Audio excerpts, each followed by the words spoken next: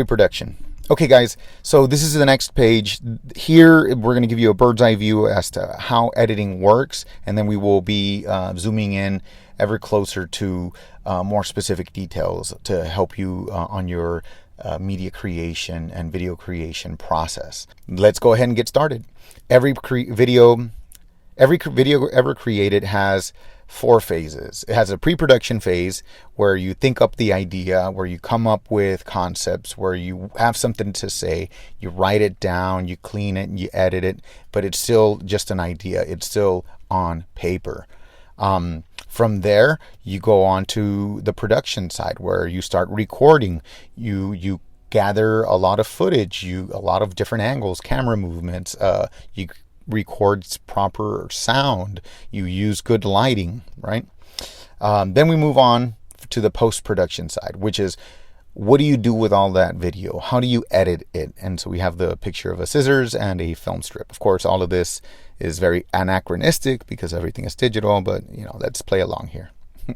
And finally, of course, once you have a properly sequenced video, you can go ahead and publish that and broadcast it. This used to be solely confined only to big broadcasting companies, but now has been democratized to all of us who have an internet connection and at least a cell phone.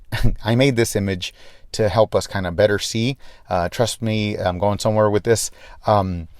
Right now, every person is a creator. If you have a cell phone, if you have a laptop, if you have a camera, you can record footage. So it doesn't matter what device you have. From there on, you're going to have footage overall. You're going to have a lot of data or video files.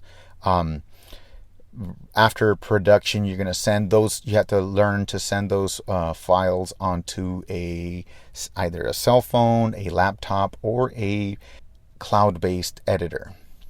Once you've edited the video on editing software, either on your cell phone, on your computer, or on cloud-based editing software, you can go ahead and publish it and broadcast it and share your video with people online. There is a concept called exporting and importing. You will have to learn how to send files outside of your recording device and then into your editing device or editing software that's online, and then export again to whatever publishing or broadcasting service you're going to be using. So I'm going to go ahead and focus on a particular device. I'm going to assume I have a web camera on my laptop. So let's say you record yourself with your webcam on a laptop. You can export that file out of the computer and then import it into video editing software within your computer. Once you have that video inside the editing software, and after you've cleaned it up and spruced it up and made it look good, you can go ahead and publish and broadcast that on whatever broadcasting platform you wish.